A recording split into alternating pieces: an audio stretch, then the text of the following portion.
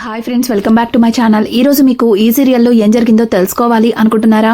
అయితే వెంటనే మనం సీరియల్లోకి వెళ్ళిపోదాం. ఇక అవని అయితే రాజేశ్వరి 11వ రోజు కర్మకాండల కోసం ఇక పూజారి గారిని పిలిపించి అందుకు కావలసిన ఏర్పాట్లని చేస్తూ ఉంటుంది. ఇంకా పల్లవి అయితే, ఏయ్ ఎవరు నువ్వు? మా అమ్మకి ఇవన్నీ నువ్వు చేయించడమేంటి? చూడు, ఇలాంటివన్నీ చేయిస్తే నేను అస్సలు ఊరుకోను అంటూ పల్లవి అయితే నానా గొడవ చేస్తూ ఉంటే అక్కడ ఉన్న పెద్దావిడ, పల్లవి నీకేమన్నా మతిపోయిందా? ఏంటే ఇలా చేస్తున్నావు? నా కూతురు ఆత్మ శాంతించాలంటే ఇవన్నీ జరిగి తీరాలి.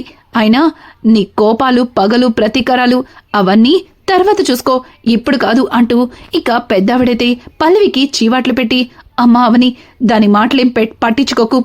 అల్లుడు గారితో ఇవన్నీ చేయిస్తేనే నా కూతురు ఆత్మ శాంతిస్తుంది అంటూ పెద్దావిడ చెప్పడంతో ఇక అవని అయితే అన్ని సిద్ధం చేస్తుంది.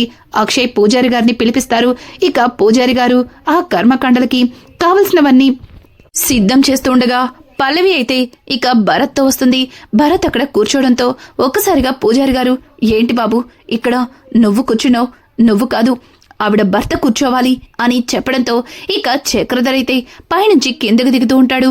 అందరూ చక్రధర్నైతే చూస్తూ ఉంటారు.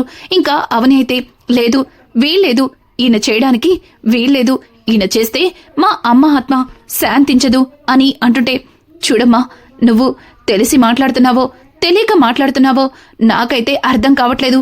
కానీ ఒక భార్యకి భర్తున్నప్పుడు తనే ఆమెకి పిండ ప్రదానం చేయాలి.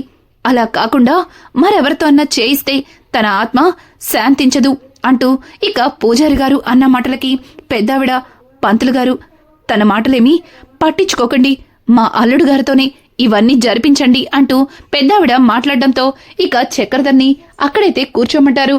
భరత్ లేవబోతుంటే ఇక పంతులు గారు, బాబు నువ్వు కూడా అక్కడే కూర్చో, నువ్వు కూడా ఆమెకి కొడుకువి కదా అంటూ ఇక భరత్ని కూడా కూర్చోపెట్టి వాళ్ళతో ఇంకా రాజేశ్వరికి చేయవలసిన తంతులన్నీ జరిపిస్తూ ఉంటారు. ఇంతలో మీనాక్షికి ఆరోగ్యం బాగాలేదని తన్ని ఐసీయూలో అడ్మిట్ చేశామని ఇంకా అవనికి ఫోన్ చేసి చెప్పడంతో ఒక్కసారిగా అవని అయితే షాక్ అయిపోతుంది. ఇంకా అవని ఇప్పుడే వస్తున్నామంటూ ఇక అవని అయితే, భరత్ అమ్మకి ఆరోగ్యం బాగాలేదంట, సీరియస్గా ఉందంట, ఐసీయూలో పెట్టారంట, ఇప్పుడే స్టేషన్ నుంచి ఫోన్ చేసి చెప్తున్నారు అని చెప్పడంతో ఒక్కసారిగా భరత్ కూడా కంగారు పడిపోతాడు.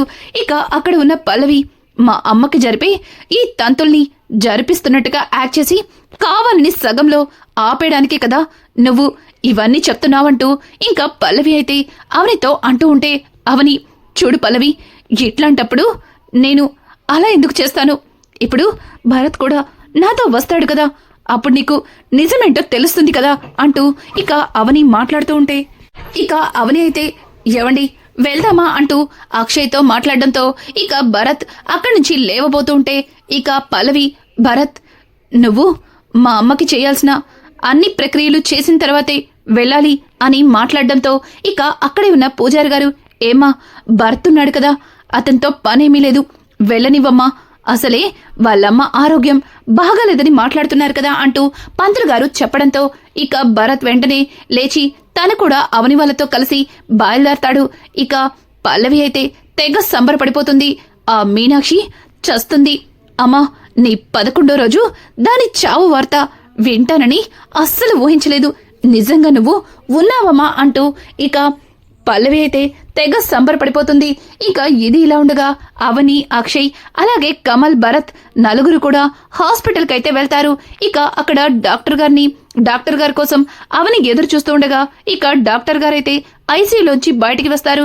ఇంకా డాక్టర్ని అడగడంతో ఇక డాక్టర్ గారైతే రాజేష్ మీనాక్షికి ఏదో ఇన్ఫెక్షన్ వచ్చిందని, దానివల్ల ఆవిడ బతకడం కష్టమని చెప్పడంతో ఒక్కసారిగా అవని షాక్ అయిపోతుంది. ఏం మాట్లాడుతున్నారు డాక్టర్? మా అమ్మకి ఇన్ఫెక్షనా? లేదు, అలా జరగడానికి వీల్లేదు, ఏదో ఒక రకంగా మా అమ్మని మీరే బ్రతికించాలి అని చెప్పడంతో, చూడండి ఇప్పటికే ఆ ఇన్ఫెక్షన్ బ్లడ్లో కూడా పాకేసింది, తనకి బ్లడ్ వామిటింగ్స్ అవుతున్నాయి, ఇక ఆవిడ బ్రతకడం కష్టం, కానీ ఒక ఛాన్స్ అయితే ఉంది, ఆవిడికి సర్జరీ చేస్తే బ్రతికే అవకాశాలున్నాయి, ఆ సర్జరీలో ఆవిడ బ్లడ్ కావాలి అని చెప్పడంతో ఇక పల్లవి అప్పుడే వస్తుంది. అక్కడ జరిగిందంతా విని పల్లవి అయితే తెగ సంబరపడిపోతుంది. నా చేతులకి మట్టంటకుండానే ఈ మీనాక్షి చస్తుంది అని చెప్పి పల్లవి అయితే తెగ సంబరపడిపోతుంది. ఇక డాక్టర్ గారు చెప్పినట్టు అవని అయితే, డాక్టర్, అమ్మ బ్రతకడానికి అవకాశం ఉందని మీరే చెప్తున్నారు కదా, ఈ సర్జరీ చేస్తే అమ్మ బ్రతుకుతుందని నాకు నమ్మకంగా ఉంది, మీరు ఈ సర్జరీ చెయ్యండి డాక్టర్ అని చెప్పడంతో, చూడండమ్మా, ఆవిడ బ్లడ్ గ్రూప్ చాలా రేయర్, ఆవిడ బ్లడ్ గ్రూప్ని మీరు తెప్పిస్తే మేము సర్జరీకి అన్నీ సిద్ధం చేస్తాం అని చెప్పడంతో ఇక అవని అయితే మీనాక్షి బ్లడ్ గ్రూప్ విని ఒక్కసారిగా షాక్ అవుతుంది. అక్కడే ఉన్న అక్షయ్ అలాగే కమల్ ఇద్దరు కూడా వదిన ఏమైంది అని అంటుంటే, అమ్మ బ్లడ్ గ్రూప్ నా బ్లడ్ గ్రూప్ ఒకటి కాదు, పైగా భరత్ది కూడా మ్యాచ్ అవ్వదు అని చెప్పడంతో ఇక అక్కడే ఉన్న కమల్, వదినా ఆ బ్లడ్ గ్రూపు పల్లవిది మ్యాచ్ అవుతుంది అని చెప్పడంతో ఒక్కసారిగా పల్లవి, ఏం మాట్లాడుతున్నారు, నేను మా అమ్మని చంపిన ఆ మీనాక్షికి నా బ్లడ్ ఇస్తానని ఎలా అనుకుంటున్నారు, ఎట్టి పరిస్థితుల్లో నేనివ్వను అంటూ ఇక పల్లవి అయితే కోపంగా అక్కడి నుంచి వెళ్ళిపోతుంది. ఇక పల్లవి అలా వెళ్ళిపోవడంతో అవని అయితే, పల్లవిని ఎలా ఒప్పిస్తాను, పల్లవి నుంచి ఆ బ్లడ్ ని ఎలా తీసుకుంటాను అంటూ ఇక తనలో తను కొమిలిపోతుంది. ఇక అక్కడే ఉన్న భరత్ అయితే, నేను పల్లవి సిస్టర్ని ఒప్పిస్తాను అంటూ ఇక భరత్ అయితే పల్లవి వెంటే పల్లవి దగ్గరికి వెళ్తాడు. ఇక కొంతసేపటికి చక్రధర్ కూడా వస్తాడు. చక్రధర్ రావడంతోనే అవని బోరున ఏడ్చేస్తుంది. ఒక్కసారిగా చక్రధర్, అవని ఏమైందమ్మా, ఎందుకు అంతలా బాధపడుతున్నావు, మీనాక్షి బాగానే ఉంది కదా అని అంటూ ఉంటే ఇక అక్కడే ఉన్న అక్షయ్, మావయ్య, అత్తయ్యకి ఆరోగ్యం అస్సలు బాగాలేదు, పైగా తనకి అత్తయ్యకి వచ్చిన జబ్బు మామూలుగా నయం కాదట, ఇప్పటికే ఆ ఇన్ఫెక్షన్ ఒళ్ళంతా పాకేసిందట, సర్జరీ మాత్రమే ఆఖరి అవకాశమని డాక్టర్ చెప్పారు, కానీ సర్జరీ చేసేటప్పుడు అత్తయ్య గారి బ్లడ్ గ్రూపు కావలసి ఉంటుందట, ఆ బ్లడ్ గ్రూప్ చాలా రేయర్, కానీ పల్లవి బ్లడ్ గ్రూప్ మ్యాచ్ అయిందని కమల్ చెప్పాడు, కానీ పల్లవి బ్లడ్ ఇవ్వడానికి అస్సలు ఒప్పుకోవడం లేదు అని అంటుంటే ఇక చక్రధర్, పల్లవితో నేను మాట్లాడతాను అంటూ ఇక చక్రధర్ కూడా అక్కడికైతే వెళ్తాడు.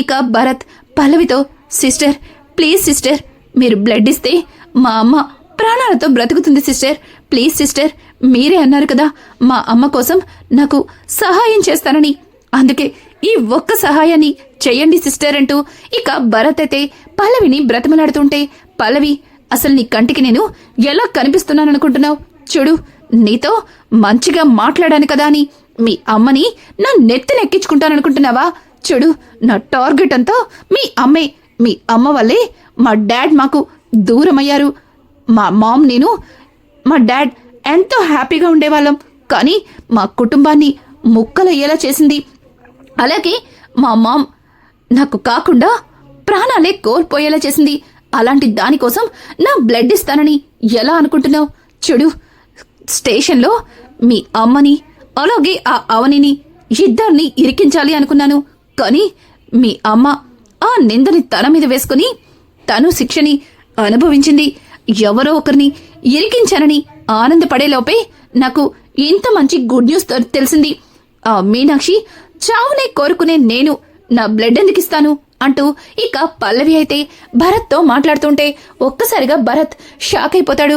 సిస్టర్, మీరు మాట్లాడుతుంది నిజమా, అంటే కావాలని మీరు మా అమ్మని ఈ కేసులో ఇరికిచ్చారా అని అంటుంటే, అవును, కావాలని ఇరికిచ్చాను, నాకు నీ మీద ప్రేమ ఉందనుకుంటున్నావా, నీ మీద నాకు ద్వేషమే ఉంది, ఎందుకంటే నువ్వు కూడా ఆ మీనాక్షి కొడుకు కాబట్టి, చూడు, నిన్ను నా చుట్టూ తిప్పుకోవడానికి కారణమేంటో తెలుసా, ఆ అవని మీద పగ తీర్చుకోవడానికి, మర్యాదగా ఇక్కడి నుంచి వెళ్తావా లేదా, అలాంటి తిరుగుబొద్దానికి నా రక్తాన్నిచ్చి నన్ను నేను మలినం చేసుకోలేను అంటూ ఇంకా పల్లవి మాట్లాడుతూ ఉంటే ఒక్కసారిగా చక్రధర్ పల్లవి అని గట్టిగా అరుస్తాడు.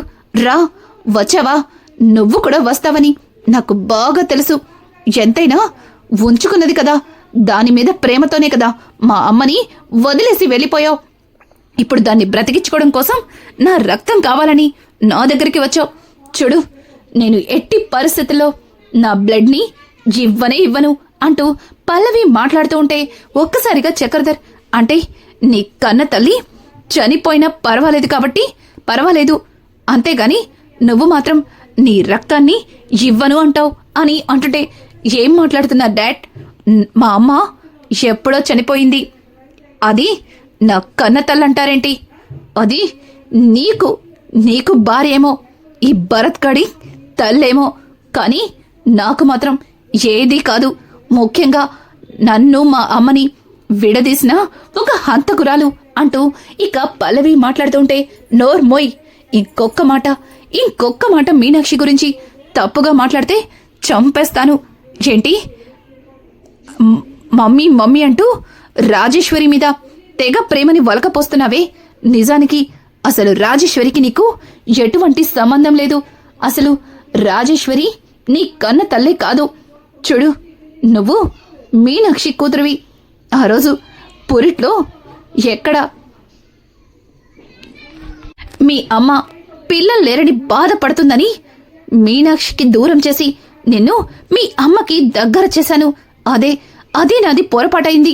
అందుకే ఈరోజు నువ్వు ఇలా తయారయ్యావు అని అంటుంటే, డాడ్ ఏం మాట్లాడుతున్నారు?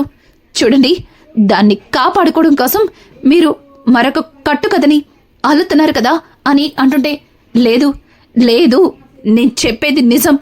నువ్వు రాజేశ్వరి కూతురివి కాదు, మీనాక్షి కన్న కూతురివి.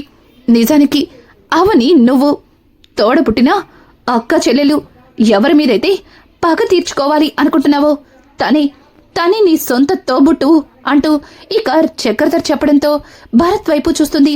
ఇక భరత్, ఏంటి భరత్ మీనాక్షి కొడుకు అనుకుంటున్నావా? కాదు,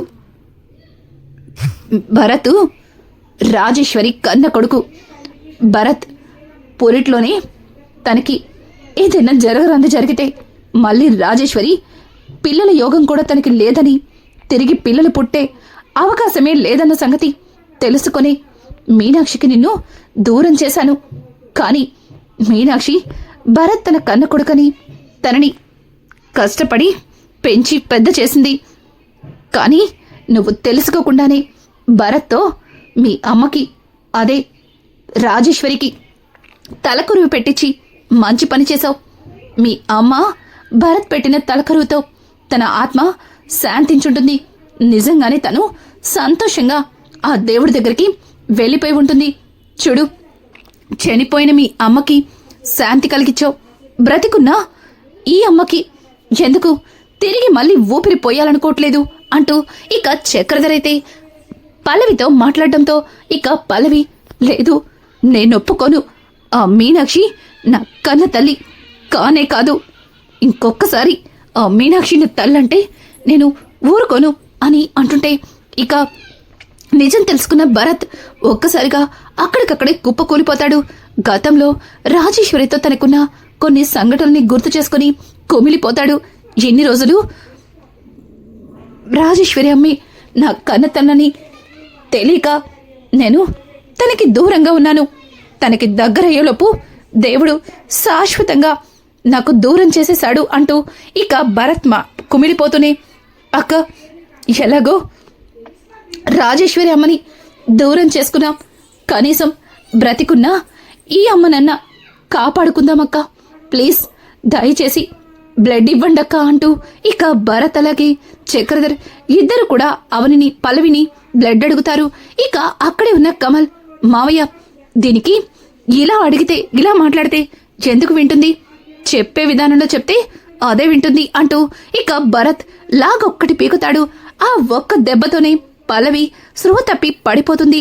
ఇంకా కమల్ అయితే, చూశారుగా ఇప్పుడు బ్లడ్ ఎలా ఇవ్వదో నేను చూస్తాను అంటూ పల్లవిని తన రెండు చేతులతో ఎత్తుకుని కమల్ అయితే లోపలికి తీసుకొస్తాడు.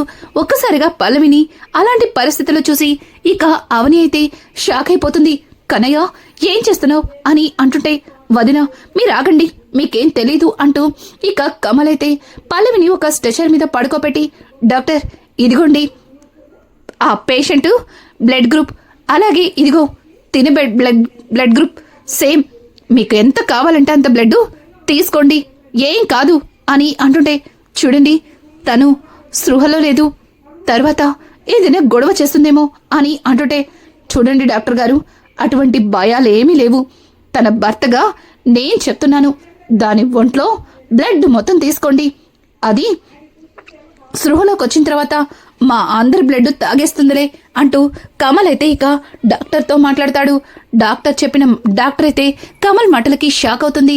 ఇక అక్కడే ఉన్న అవని అయితే, డాక్టర్ ముందు అమ్మ బ్రతకడం ఇంపార్టెంటు, పర్వాలేదు తర్వాత తనకి మేం సర్ది చెప్తామంటూ ఇక అవని కూడా డాక్టర్తో చెప్పడంతో డాక్టర్ గారు పల్లవి నుంచి బ్లడ్ తీసుకొని ఇంకా మీనాక్షికి వాళ్ళు సర్జరీ అయితే మొదలు పెడతారు.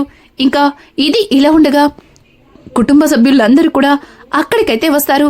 ఇక శ్రీకర్ అయితే, అన్నయ్య ఏమైంది అని అంటుంటే ఇక అక్షయ్ కూడా జరిగిందంతా చెప్తారు. కొంతసేపటి తర్వాత డాక్టర్ బయటకొచ్చి, సర్జరీ అయితే కంప్లీట్ అయింది, కానీ పేషెంట్కి సాయంత్రానికి స్పృహలోకి వస్తారు అని చెప్పి ఇక డాక్టర్ అయితే అక్కడి నుంచి వెళ్ళిపోతుంది. ఇక ఇక్కడ చూస్తే పల్లవి కళ్ళు తెరిచి చూసేసరికి తన నుంచి బ్లడ్ తీస్తూ ఉంటారు. ఒక్కసారిగా పల్లవి కోపంగా తన చేతికి ఉన్న ఆ వైర్ని పీకేసి, ఏయ్ నాకు తెలియకుండా నా ఒంటి నుంచి రక్తాన్ని ఎవరు తీశారు అంటూ ఆ నర్సుల మీద అరుస్తూ గొడవ చేస్తుంది. ఇక కమల్ అక్కడికొచ్చి, ఏయ్ ఏంటి అరుస్తున్నావు, నేనే నిన్నిక్కడికి తీసుకొచ్చాను, ఏంటిప్పుడు అని అడగడంతో, ఇదేం బాగలేదు, నా పర్మిషన్ లేకుండా నా ఒంట్లో నుంచి బ్లడ్ ఎందుకు తీశారు అంటూ పల్లవి గొడవ చేస్తుంటే, ఛీ సిగ్గు లేదా నీకు, నీ తల్లి లాంటి మనిషిని బ్రతికించడం కోసం నువ్వే ముందుకు రావాల్సింది పోయి తిరిగి తనని ఎందుకు బ్రతికించారు అంటూ గొడవ చేస్తున్నావు, చూడు ఎక్కువ మాట్లాడావంటే ఇక్కడికిక్కడే చంపేస్తాను, మాట్లాడకుండా ఓ 4 కట్ చేస్తాను అంటూ కమల్ అయితే ఇంకా పల్లవికి చీవాట్లు పెట్టి బయటకైతే తీసుకొస్తాడు. ఇక కొంతసేపటి తర్వాత నర్స్ అయితే పరిగెత్తుకుంటూ బయటకైతే వస్తుంది. ఇంకా నర్స్ వస్తూ మేడం పేషెంట్ స్పృహలోకి వచ్చింది అని చెప్పడంతో ఇక అవని అలాగే కుటుంబ సభ్యులందరూ కూడా చాలా ఆనందపడతారు. ఇక డాక్టర్ అయితే మీనాక్షికి చెకప్ చేసి బయటికి వచ్చాక, నిజంగా మీరు అదృష్టవంతులు, తనకి సర్జరీ సక్సెస్ అయింది, ఇక ఆవిడకి ఎటువంటి ప్రాబ్లం లేదు, పేషెంట్ని డిస్టర్బ్ చేయకుండా ఒక్కొక్కరుగా వెళ్ళి చూడండి అని చెప్పడంతో ఇక పల్లవి మాత్రం కోపంతో వెళ్ళి పక్కన కూర్చుంటుంది. ఇక చక్రధర్ పల్లవి దగ్గరికి వెళ్ళి, చూడు పల్లవి, ఎన్ని రోజులు నిజమేంటో తెలియక మీనాక్షిని నానా మాటలు అన్నావు, కానీ ఇప్పుడు మీనాక్షి నీ కన్న తల్లని తెలిసిన తర్వాత కూడా నీకు తనతో మాట్లాడాలని తనని చూడాలని అనిపించట్లేదా అని అంటుంటే, చూడండి మీరెన్ని చెప్పినా నేను మాత్రం అస్సలు నమ్మను, బ్లడ్ కలిసినంత మాత్రాన అది నా తల్లైపోతుందని, అదే నా తల్లని మీరు చెప్తుంటే గుడ్డిగా నమ్మేసి నేనిప్పుడు దాన్ని అమ్మ అని పిలిచేయాలా? చూడండి మీరెన్ని చెప్పినా నా తల్లి కేవలం రాజేశ్వరి మాత్రమే, రాజేశ్వరి కన్న తల్లిగా మాత్రమే ఈ పల్లవి ఒప్పుకుంటుంది అంటూ ఇక పల్లవి లేచి అక్కడి నుంచి వెళ్ళబోతూ అప్పుడే బ్లడ్ ఇవ్వడం వల్ల కాస్త కళ్ళు తిరుగునట్టు అనిపిస్తూ ఇక తూలుతుంది.